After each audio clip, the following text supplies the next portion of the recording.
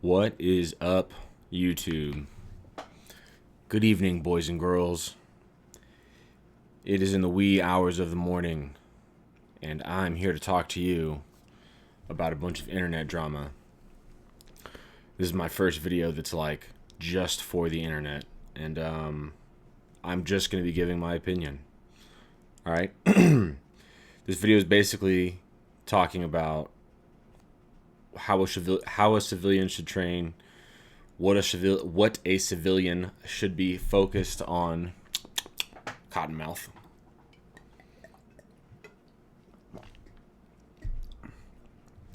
You know, who you should be watching on YouTube, what classes you should be going to, what gear you should be buying, things like that. Here pretty recently, Brass Facts and Matt Pranka got into a big alcohol-induced argument on focused Tripp's YouTube video live stream. It's kind of fueled this, but they've been talking, you know, the subject has been a subject of discussion that's been reworded a bunch of ways, right? Same thing as when Dakota Meyer freaked out and said, if you're a civilian, you shouldn't have a plate carrier. People are always asking, like, do you have to get, if you're going to a class, does your instructor have to be Navy SEAL? Does he have to be a super awesome competition shooter? How good of a shooter does the instructor himself have to be so that he can be an instructor? I'm sure now that the camera's on, a lot of examples are escaping my mind, but we're going to talk about it. First and foremost, everybody's perspective is built by their experiences, so let's talk about who the fuck am I and why you should even care about what I have to say. And maybe you don't, right? I was in the Marine Corps Infantry. I was an 0341 Mortarman for 8 years, from 2008 to 2016. I did 4 deployments and 5 workups. No B billets, no injury time off. So just 8 solid years, you know, like 7 years and 8 months of just grinding, training and deployments, living that grunt life. I'm currently 34. I've been shooting and training athletically since I was 12. I've been concealed carrying a pistol and other accoutrement every day, as well as training serious in my personal time since I was 21. I'm talking about regular dry fire, like daily dry fire, weekly or monthly rain trips, having training buddies, some competitions, not a bunch, but I've been to a handful of defensive pistol competitions, USPA, IDPA, all that stuff. I'm sure I said those wrong, but whatever. LMNOP, XYZ, shoot them up at the targets. So that's who I am.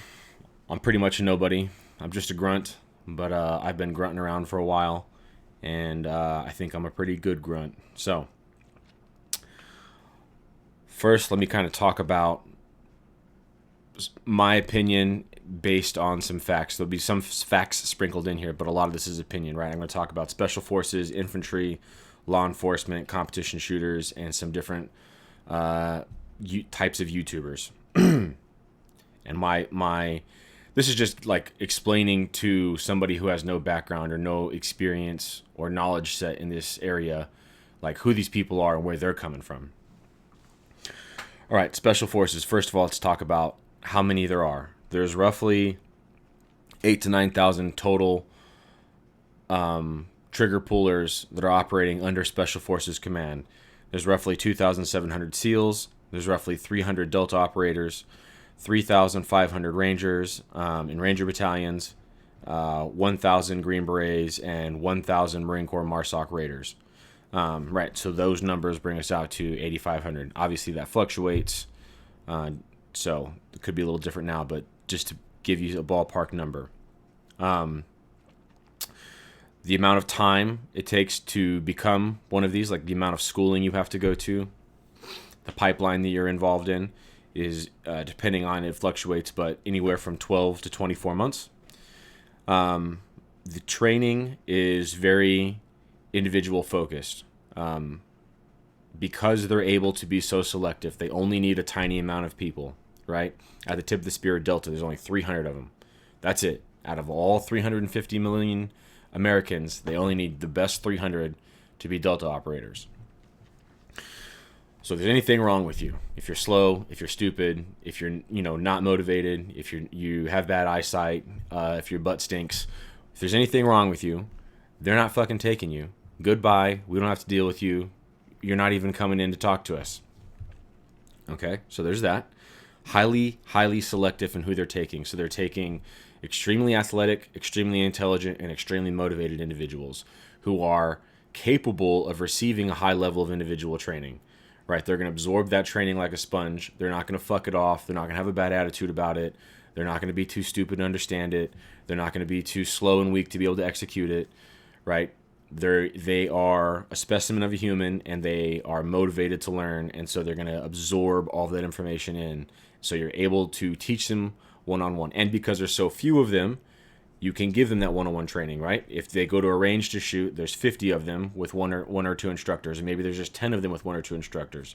As opposed to, we talked about the infantry, right? You'll be going to the ranges with like 300, or, tons of people will be going to conduct training that day at a company or battalion level, but that's getting into the infantry in a second. So they're special people. They go through special training, and that creates a special asset. And they have special missions, which is why they're called special forces. All right. Along with that, they get special treatment. Okay, so once you go through all that and you become a special operator, you're very important to the government. They're going to take good care of you. They're going to give you top-notch doctors and medical treatment and the best gear, and they care about you, and they're going to listen to you, and they give a fuck. They care about you. They're not interested in just destroying you and wearing you out. And this results in unbelievable outcomes, right? We're taking the best of the best people. We're giving them the best of the best training. We're putting them in the best of the best environments. And they're able to perform to almost superhuman levels and complete tasks that would normally be thought not possible. The type of missions that they're doing, right? They're trained to work in very small groups, so they can only accomplish a very small task, but that task can be very complicated and specialized. They do some training and advising or leading foreign militaries, like larger foreign militias. They do some reconnaissance, perhaps in countries that we aren't even specifically have conventional forces in. And they do mostly and primarily, the biggest thing they do is direct action raids, right? So there's a place, a house, a tent city, a little mud hut village, whatever it is, a location where they are going to go in there and do something and then get out, right? A direct action raid, whether that's to kill a target like Osama bin Laden, whether that's to hostage rescue, whether that's to sabotage, whether that's to gain intel, whatever the exact special scenario is, whether it's, blow up a bridge, whatever it is, right? They're flying in a helicopter, hopping off, doing a big gunfight thing, getting back on the helicopter, fucking rolling out back to the big base where they're going to chill. So because of that, they're going to have a highly specialized amount of gear, right? They're on a special mission. They have special gear to utilize that special mission. And the amount of gunfighting they're going to do, the duration of the gunfighting they're going to do, is very short. Like an hour or two, tops. Definitely not days and days or weeks and weeks. So, that's who they are. That's what they do. That's the gear they carry. It's awesome. They also have all the support of the American military, right? They have all the intelligence agencies. They can press the emergency button and get other special forces units or rangers or marines or whatever the case is out there to rescue them. They often have conventional forces pulling security in the larger perimeter to allow them to go in and conduct these raids. Situation dependent, met TC. All right, so that's special forces. Not saying anything bad about them. They're awesome. They're the best shooters. They're the best, whatever. The smartest, the strongest, the fastest, the most awesomest military guys. Right, good for them. All right. The regular infantry needs a lot more people. Right, so all the special forces you just combined was under 9,000. The Army infantry is 75,000 people are in the Army infantry. And the Marine Corps infantry is 20,000 people. Again, those are rough fluctuating numbers. So they need a bunch more people, especially the Army. So they're taking a much wider amount of people, right? You cannot be as restrictive if you need 10 times as many people. We're looking at roughly 2 months of schooling. 2 months of schooling if you want to include boot camp in that, which I don't think you should, because Special Forces also go through boot camp that's separate than their training. But whatever, even if you want to, that's another 2 to 3 months. So you're looking at 4 to 5 months of training before you are considered a basic infantry soldier or Marine, comparatively to the 12 to 24 months of training they put the special operators from.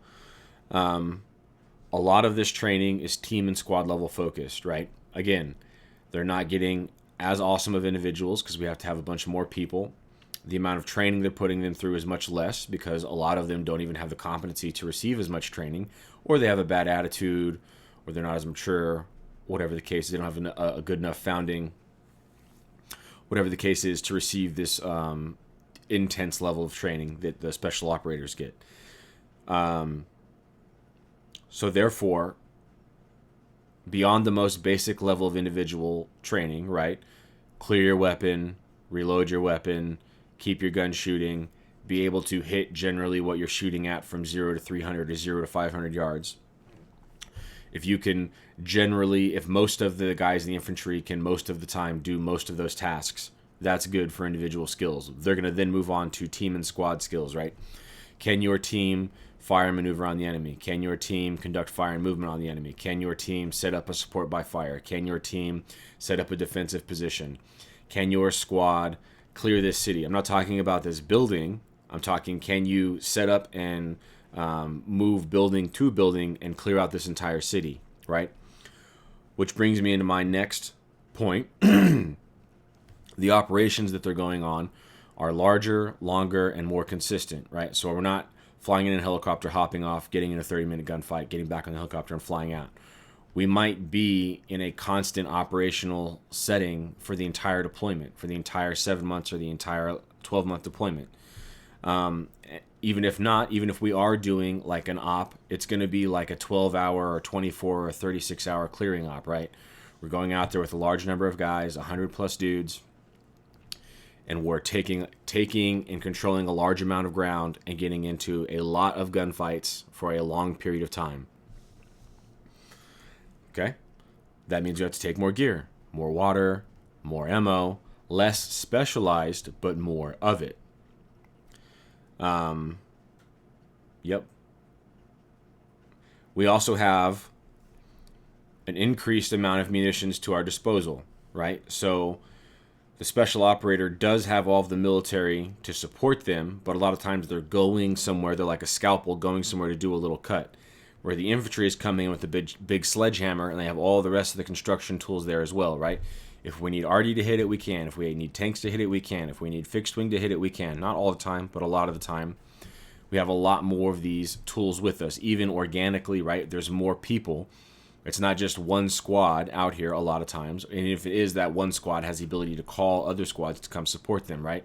They can bring machine guns. They can bring rockets. They can bring trucks a lot of times.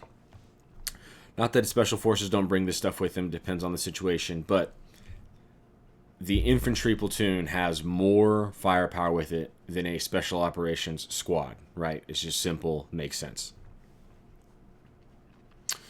All right, so as an infantryman, you're not fucking special. You're not that special. You have a very harsh lifestyle, right? You not only in operation, but also back in garrison and in training. The military will absolutely grind you mentally and physically to a pulp and then just throw you away like you're a broken M16 when you're all done and find a new 18-year-old private fresh out of boot camp to replace you. That's quite literally their plan and prerogative. You're not getting any special treatment. You probably don't have a good medical staff around you. You're definitely not getting good nutrition. There's no like physical training or therapy for you. Nobody gives a fuck. There's a whole lot of shut the fuck up and do your job, and if you can't, get the fuck out of here. That is the regular infantry. And that environment and that training and that lifestyle leads to a wide range of outcomes, right? I like to think of it as like 20-60-20 rule, right? 20% of the regular infantry are like fucking studs that arguably could have been special operators. They just, for whatever reason, chose to stay regular infantry. Because the mission sets are different, right? If you want to fucking carry a machine gun and just like crush fucking belts and belts of ammunition all day long, then you need to be a machine gunner in the regular infantry. That's not going to happen if you're a special operator, for example.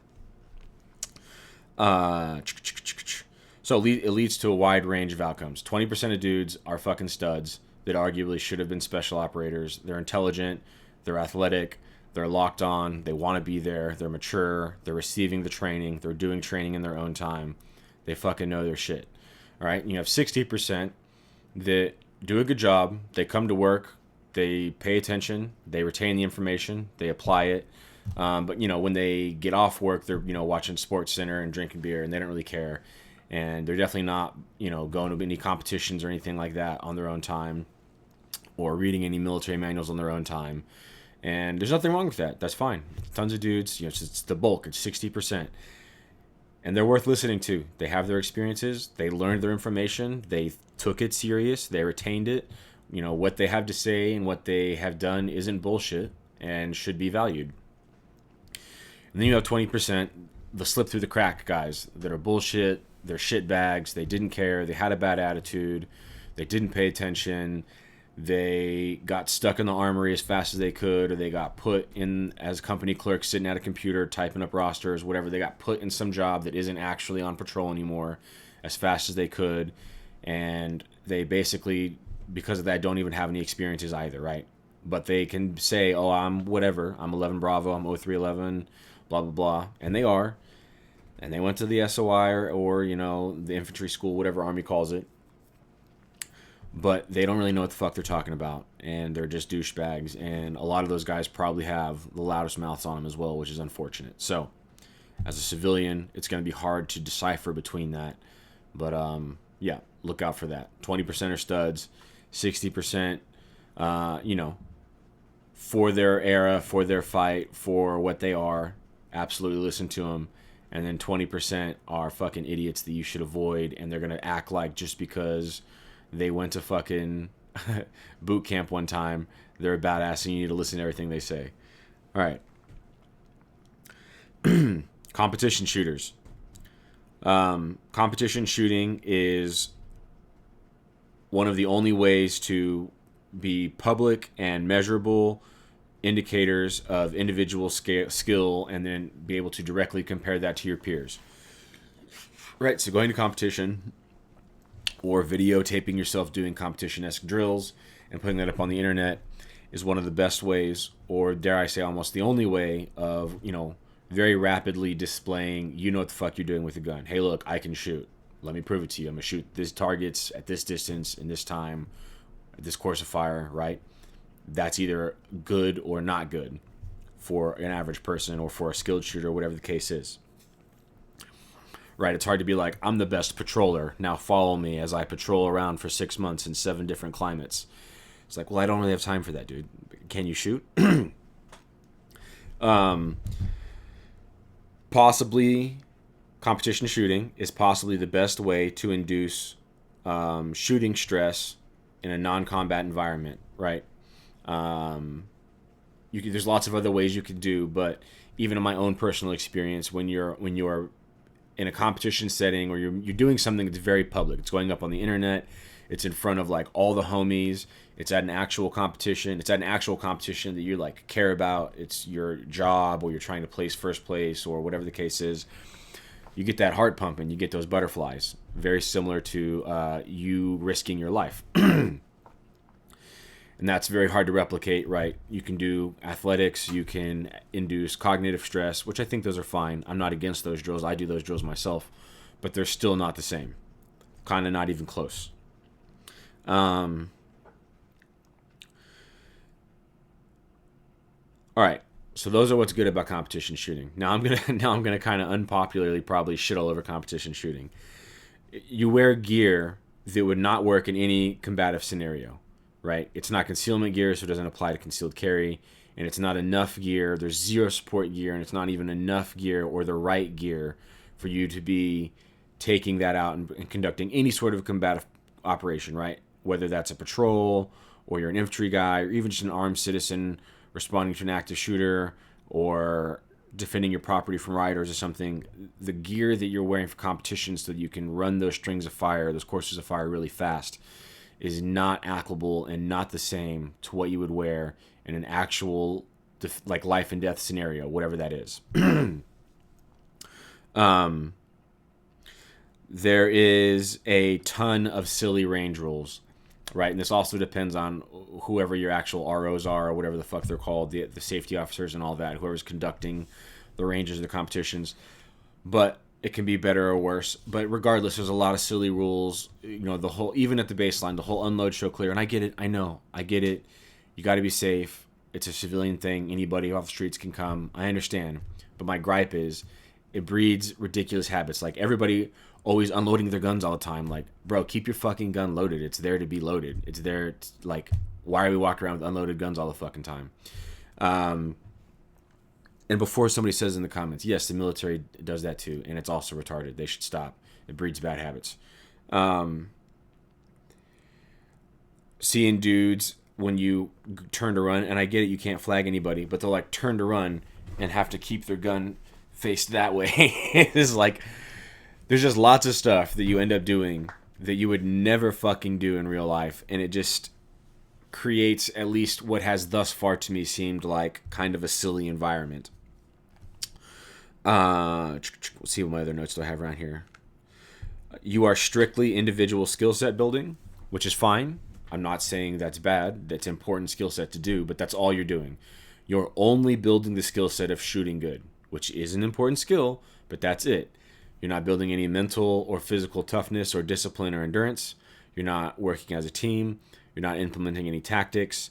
You're not having to deal with any like the throes of Mother Nature, or bushcraft, surviving, water purification, maintaining water management, ammo management, land navigation, communication, right?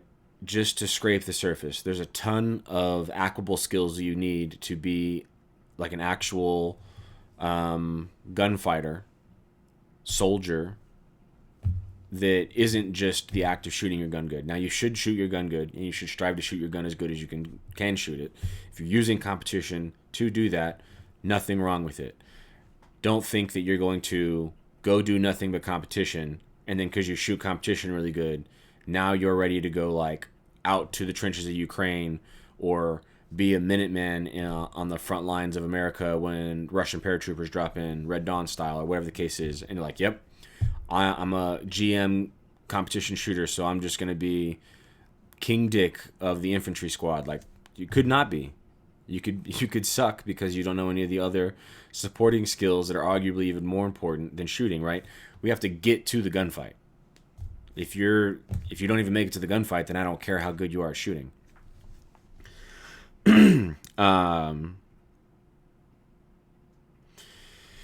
Lastly, I'll just reiterate, competition shooting is the best indicator of personal shooting skill, which is important, and it does produce the best shooters in the world. No arguments there. I'm not saying otherwise. I'm not saying you shouldn't do competition shooting.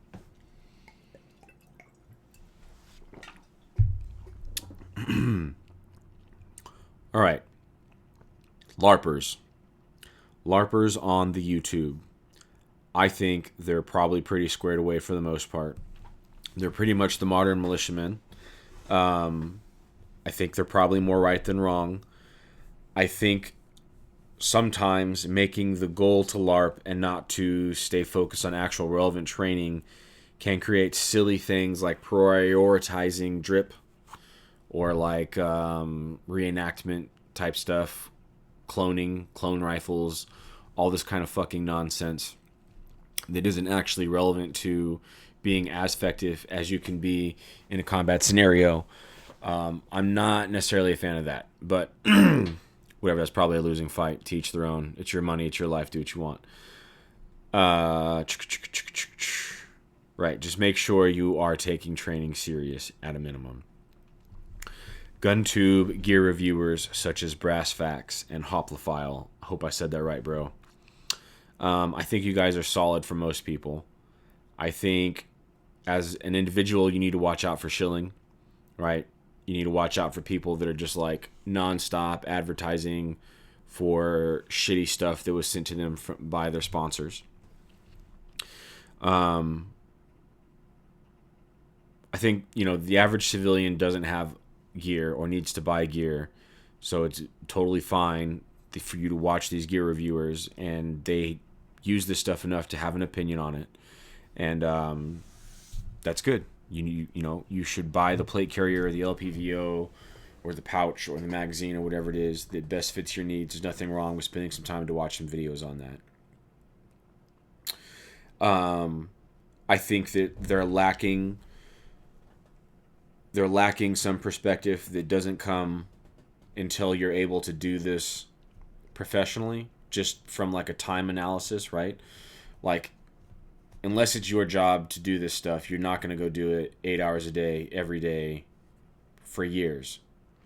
And unless you do that, like unless you've literally slept with your rifle, 200 plus nights out of the year, unless you've walked 5+ miles a day, 10 days in a row, most months out of the year, 3+ years in a row, right? I'm throwing random statistics out there, but unless you've done this shit a ton, shot hundreds of thousands around, shot a bunch of different belt feds, thrown the fucking grenades, carried the rifle fucking all the way around the world and back, slept with that motherfucker in your sleeping bag, patrolled in the desert, patrolled in the snow, patrolled in the mountains, patrolled in the jungle, right? Just doing this stuff a lot gives you some perspective that you can't get unless you do it to that level. And it's just minute, detailed stuff that, if you're ever if you don't have that perspective now and you were thrust into those situations and otherwise you're squared away, you'll figure that little shit out on the fly and work through it. And that's basically what everybody has to do anyways. But I do catch in some of their videos, the gear review dudes, some things that I disagree with that I think just come from them not having the hours and the miles and the rounds that dudes that do stuff professionally do. And that's nothing against them. It just is what it is. Brass Facts in that video,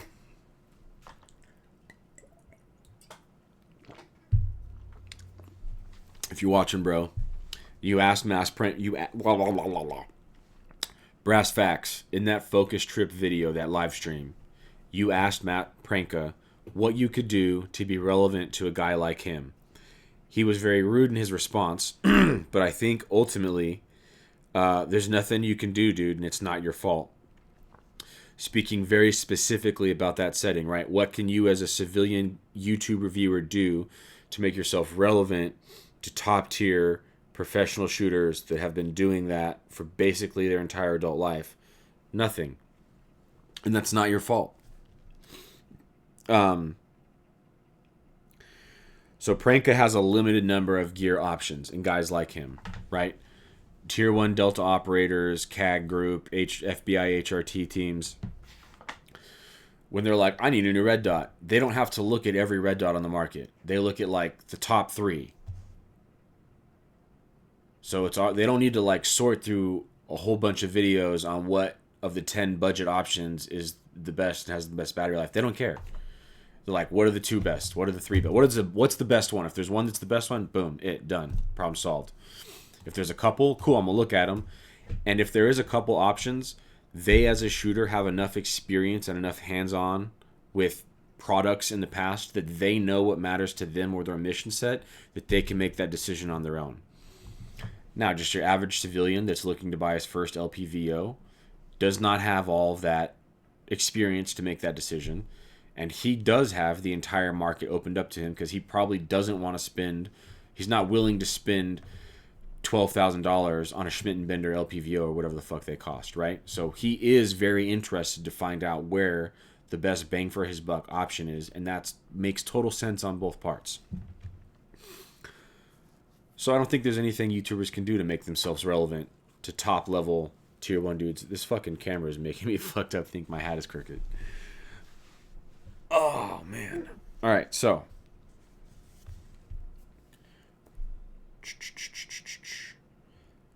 Does pedigree matter? Does it fucking matter what you've done in the past? Do you need to have actually fucking clapped cheeks, dropped bodies, split wigs to be somebody to speak upon things? Here's what I think. Tactics require real-world testing. Fundamentals of those tactics remain the same, right? Like flanking for forever has been a good thing. At all times, always, whether we're talking about fist fighting or dogfighting in the air with jet planes, flanking your enemy, getting to their side, has always been an advantageous thing, right? So, tactic fundamentals remain the same through all of time, for the most part. However, the details are always evolving. I put that in there to talk about, like, should you care about what the dude from the 90s or myself from the mid-2000s has to say about tactics, right? That's what I think. I think tactics require real-world testing. So if you've never tested, if what you're saying will work has never been found to work, we don't know that for sure. And if it has worked in the past, the fundamentals of that probably still apply. However, we should be aware that the details of exactly how to go about that are constantly evolving, and it would behoove us to be at the splitting edge of that evolution. All right. Individual skill can and should be displayed. Right? So, once again, if you're talking like me, if you're saying like, oh, I've been shooting and I was in the Marine Corps for 8 years and I know what's up and listen to my YouTube video, if you catch me out at the range, I better fucking be hitting my targets. If I'm not hitting my targets and I'm looking like a buffoon and I'm dropping magazines all over the place and my gun malfunctions and I know how to clear it, right? You can assume that I'm a retard and don't listen to me anymore. Individual skills can and should be displayed.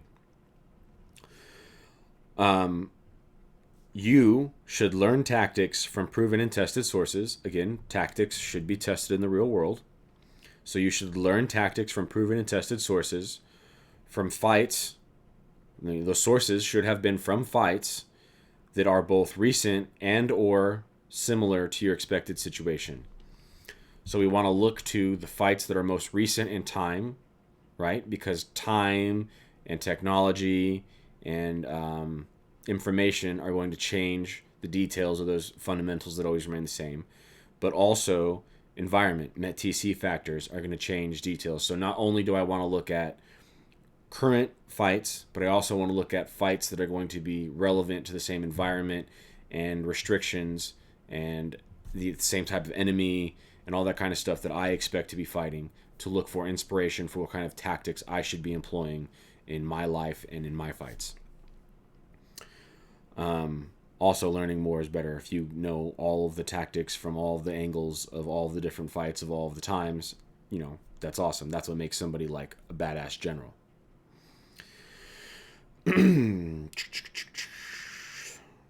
You should learn skills as an individual. You should learn skills from competent individuals that can articulate their skill set simply and logically. All right. So your trainer, whoever is teaching you how to do individual skills, whoever is teaching you to shoot the gun good, should himself be able to shoot the gun good. However, the best shooter in the world may not be good at teaching other people how to shoot. And the guy that's really good at teaching people how to shoot may not quite be the best, or he may no longer be the best. Or even when he was the best, it might not be have as good as the guys that are currently the best. But he still is the best at articulating what it is to do for you to get better. But he still needs to be good. If you fucking suck, right, then you don't know what the hell you're talking about. You can't help anybody. You yourself have to possess skill to understand how to use that skill to then be able to teach somebody else. Hopefully that rant made sense. All right, so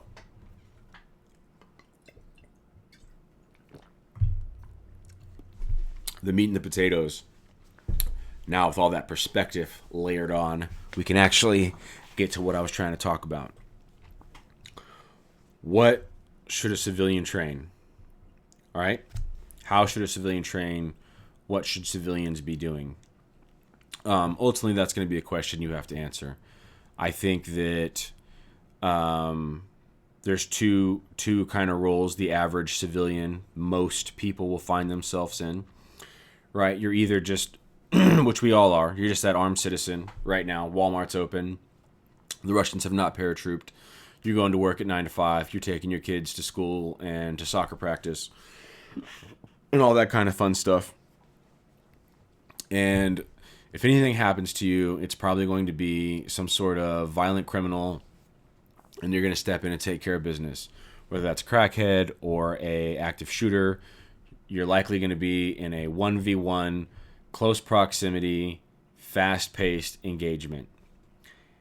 If that's the case, which was the most likely for everybody in America that carries a pistol right now, self included. If that's you, then focusing on individual skill is basically your only priority. Everything about that scenario, the 1 versus 1, the close proximity, the fast-pacedness, and it being in America where all of our buildings are made out of fucking paper, mean that the tactics are basically nil. It's just who's going to shoot the best, the fastest. Whoever gets most rounds into target, makes target stop shooting at them, fastest wins. So, competition shooting, dry fire, shooting fast, Instagram flash, flat range stuff is arguably really important. You have to have mindset, but that's going to be a whole nother fucking video. Cool. So that's like Walmart's open, life is normal status. If you want to think about the COVID lockdowns and the hurricane responses and natural disasters throughout all of mankind and history, perhaps you want to be a little bit more prepared for that. Be prepared to take care of yourself from not only a survivalist standpoint of like need food, water, and shelter, but also prepared to defend yourself from more than just a single crackhead in a short time of need, right? A non-permanent environmental situation. So you're going to be plus up. You're going to want a rifle. You're going to want to be able to shoot good with that rifle. And you're going to want to start carrying some supplies, right? Not a ton, but you're going to need almost like a modified fighting load or something like that with, a little bit less firepower, a little bit more survival gear, something along those lines. Again, we're still probably going to be solo. We're still probably going to be primarily focused on individual skill set, but we are starting to get into the realm where we want to start learning possibly about some tactics, about utilizing cover and concealment, about camouflage, about setting up a defense, about setting up a layered defense, things like that. Okay? Then, if you want to take that a step further, real quick, if we want to look at the Second Amendment together, everybody loves to focus on the consumerism of the Second Amendment, where they have the right to have something. I have a right as an American to possess this thing. I love possessing items. It's my favorite thing to do is to possess items. And the Second Amendment gives me a right to possess an item, and you can't take it away from me. However, friends, the Second Amendment also gives you a fucking duty. All right? A well-regulated militia. A well-regulated militia means a militia is not a government-funded fighting force. It is a civilian fighting force. Well-regulated means well-regulated. It doesn't mean regulated by the government because it's a non-government fighting force, but it means regulated. It means self-regulated, community-regulated. Those individuals need to be a fighting force, an infantry fighting force, and possess all the arms and all the equipment to be such, and be capable and trained and organized and regulated to do those things, but not by the government. Okay? A well-regulated militia being necessary, not being nice, not being probably important, not being would be nice, would be good to have, not being ideal, being necessary, fundamentally necessary. A well-regulated militia being necessary for a free state. for the security of a free state. A well-regulated militia being necessary for the security of a free state. That means if you want to be a free state, you want to be free to do what you would like, have individual liberties and freedoms, and you want to be secure, you want to have the Huns not about to come in and take you over, you must be a well-regulated militia. A well-regulated militia being necessary to the security of a free state. The right of the people to bear arms shall not be infringed. So you have a right to bear arms and it won't be taken from you because you have a duty to be a well-regulated militia so that you as a people can maintain both freedom and security. Just as a baseline, that's how the American population is supposed to operate. Without the government being fucky, without drones flying over New Jersey, without all these other things, right? Without any of that. Just on a normal, bright, sunshiny Saturday, you're supposed to be a well-regulated militia because that is necessary to the security of your free state. So if we have that perspective, then a civilian should be training basically as much as they can as a basic infantryman. All right, they should be ideally teaming up with their family members and their neighbors in their local community, their coworkers, whatever that looks like, and forming little fire teams or squads and learning and implementing some basic tactics along with individual skills. You all need to be shooters, and then you can learn how to use those tactics so you can shoot together effectively. Okay? And then if push comes to shove, those teams and squads can team up more and form platoons and companies. So that would mean you would need all the equipment. You'd need the body armor, the night vision, the magazines, the plate carrier, the water purification, the frame pack, yada, yada, yada, yada. And that is my personal beliefs. I think that is the responsibilities of every able-bodied man to at least have a rifle or a shotgun, right? Even if you take the most easy way out and just have a hunting rifle or hunting shotgun, you should at least spend $100 on having some sort of military surplus nylon kit set up to go along with that thing. So if you really had to, you could grab it in a couple water bottles and hit the streets with your homies and go handle business like a goddamn man. All right.